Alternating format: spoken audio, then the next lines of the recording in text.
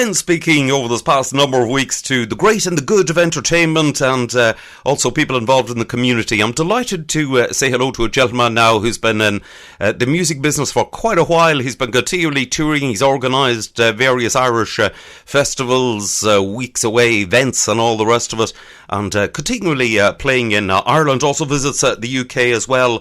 From Windgap in County Kilkenny, I'm delighted to say hello to the one and only Pat Hayes. Pat, how are you? Hi, Jerry. I'm good, thank you. That's good. You're surviving the current situation.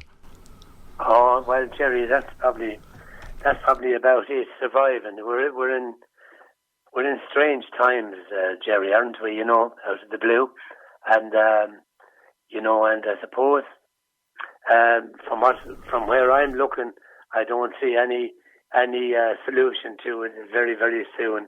Anyway, and it looks like, it'll be a while yet, Jerry, before we hear any music or see any dancing again. Indeed, it sort of looks like that. It's hard to believe, to be absolutely, been honest. I mean, we could never see this, only 8 months ago. Yeah. Well, you'd never see it coming to this extent, or when it did happen, you might be thinking, it's kind of 2 months down the road. But the way things were looking now, the big thing is everyone to keep safe, and big worries about a kind of a second coming of this virus again, and hopefully that won't happen. But all the things you have to do to prevent it, and everybody trying to do I suppose, take the advice of the health departments and what they advise you to do. But it's certainly, you're not looking at a short fix anyway. We could say this year is gone, and hopefully maybe at some part of next year, you're just hoping, Jerry. We don't know. Indeed so. When, things come back, yeah. Indeed so. Now, before the lockdown, Pat, you were a busy lad. You were playing quite a lot of social dancing and...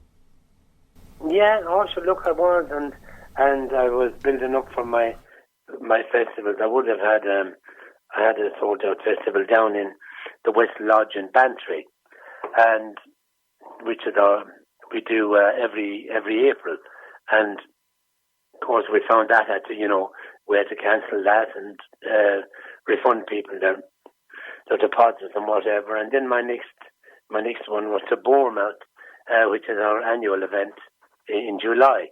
Actually, talking to you now, this is where I'd be right this day, is in Bournemouth, if our festival had gone ahead.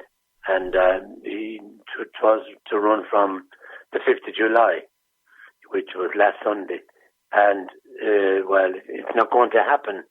It didn't happen, and we had quite, we had all our rooms full and ready to go and whatever. But look, safety is number one, Jerry, isn't it? And people's health. And I'd been doing all that. Festivals all cancelled, social dancing all cancelled, and I suppose, Jerry, the thing about it is when you cancel a festival now, you're in a position where you can't really say when you'll reschedule it, because nobody knows when this will open up again, Indeed, so yes. All we can do is cancel it and wait and see, That's about... Indeed, it is. Yes, yeah, because it's not as though you've you've got on the uncertainty is possibly the worst part of it, because you can't actually say such a date we can go, because no, and that's the problem. We can't even say we'll reschedule it for the same time next year. You hope you can, but the way in times, and this is the uncertainty is there. We don't know, and. We just have to wait and follow all the advice we're getting, and just survive in the meantime. Indeed so. And you're just in the same boat as everybody else involved in the arts, the singers, the musicians. It includes also it's a major amount of hospitality, such as the theatres and. Well, like you said, everything: theatres, dancing, anything, festivals. Like we even had, Summertime is a big time, particularly for the 5 and 6 piece bands. Summertime is big for open air festivals even, and even all those have suffered, because the amounts of people you see that, they can allow, even over now in Ireland, they allow certain amount, I think, but, for to cover the cost of all those big festivals, it isn't viable to run with them, the amount of access would have been on them, and plus it's very uncertain as well, and I think it will be, Jerry, when everything does open up, I think there'll be a big uncertainty for people to say we're ready to go.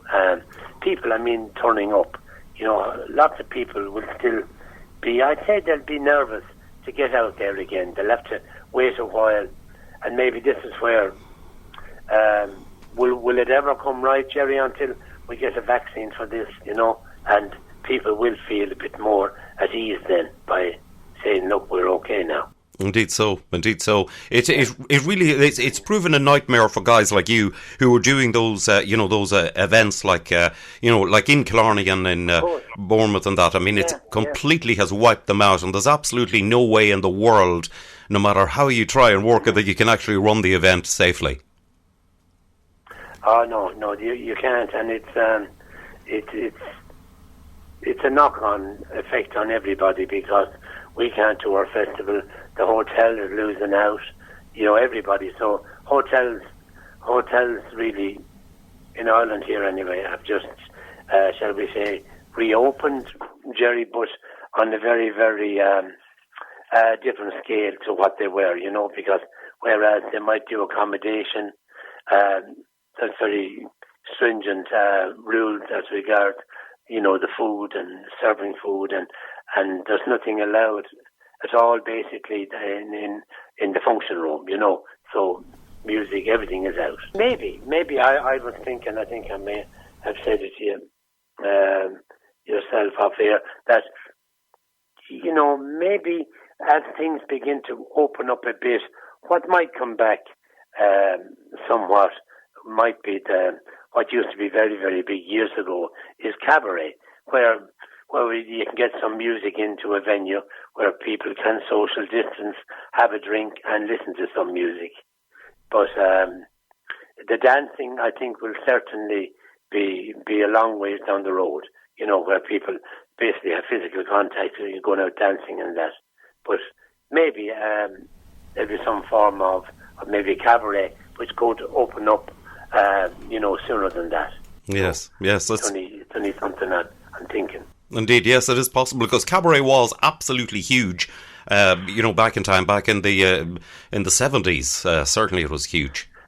Oh yeah, sure, yeah. I'm old enough to remember that, Jerry, and it was. I remember the days, of the cabaret, of the people like Two's Company and all those great bands of the day, and it was.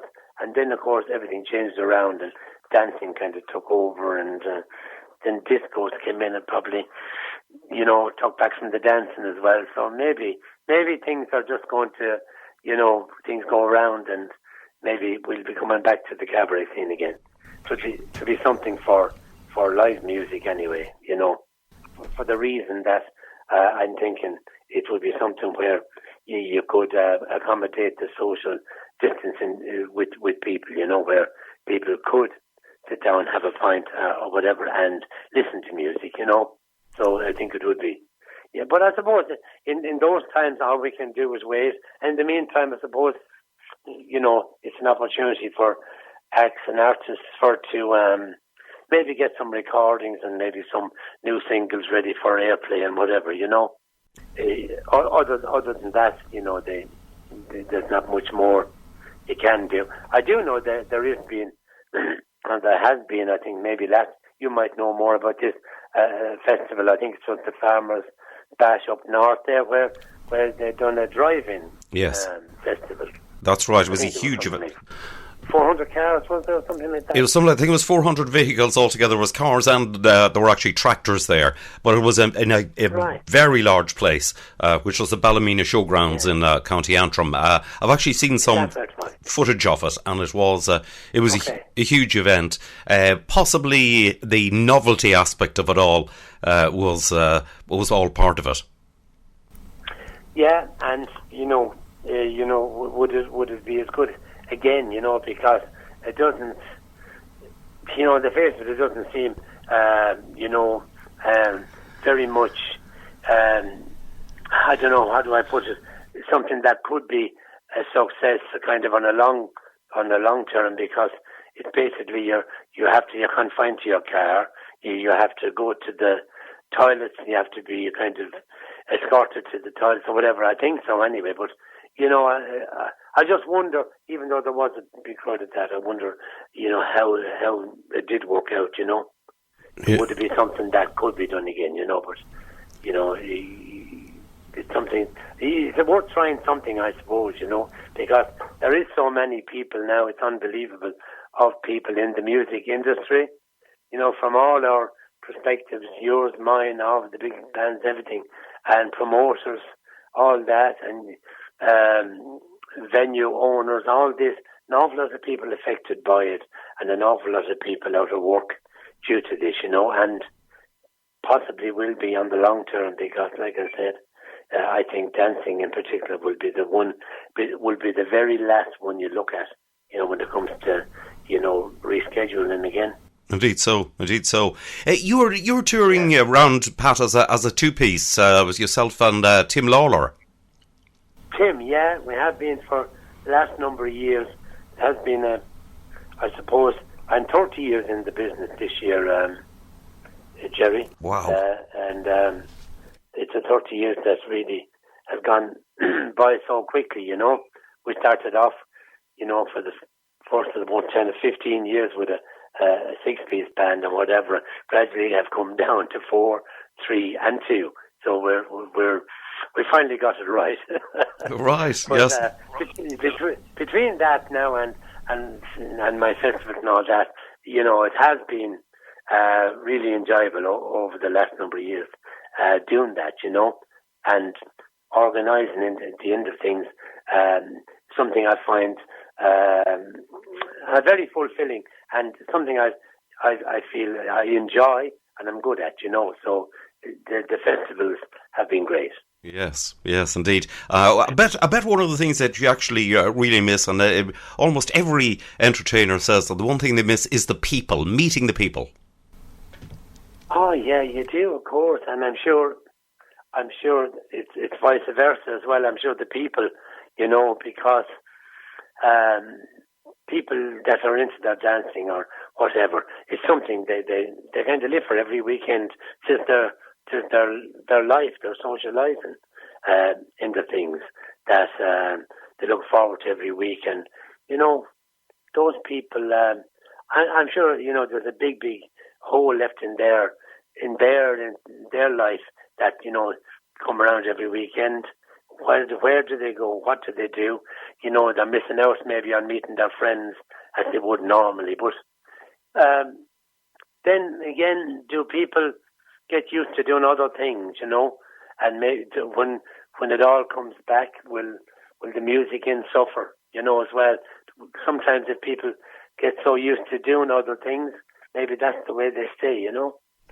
So it's strange times, Jerry, and it's, I don't know, we don't any of us really know where it's going or how it's going to end up, Indeed. Fingers crossed. Yeah. We're all a kind of, I suppose, number one, we're looking out, everybody has to look out for their health, number one, I suppose. Priority is there. But, and it's a catch-22 situation, I suppose, for the powers that be, that are trying to organise this and still keep economies open some way, because, when you're closed down for so long and your economy might try and also look, there's so many aspects to look at, So I suppose that's why I say to you, the sooner there would be a cure got for this thing, the sooner everything would come back to normal, you know. Indeed, wouldn't it? Wouldn't it just? Pat, listen, it's been lovely, lovely to catch up with you. And listen, yeah, Jerry, I appreciate it very much, and I just to take the opportunity, Jerry, and say thanks to you and wish you the best. I know you're out there and doing great work now on your radio show there, and lots of people in Ireland over here I know tuned into you all the time, and of course around the UK. And I just take the opportunity, Jerry, to give my best wishes to all the people that I know around in the dancing fraternity that have come to us, people that would be with us probably down in Bournemouth now on our festival, and in Ireland here as well, that be with us, just to say, you know, wish them all the best, and to look out for themselves and each other and stay safe, and hopefully sooner maybe rather than later that we'll be back meeting up again, and the dancer will be going as good as ever. Fingers crossed.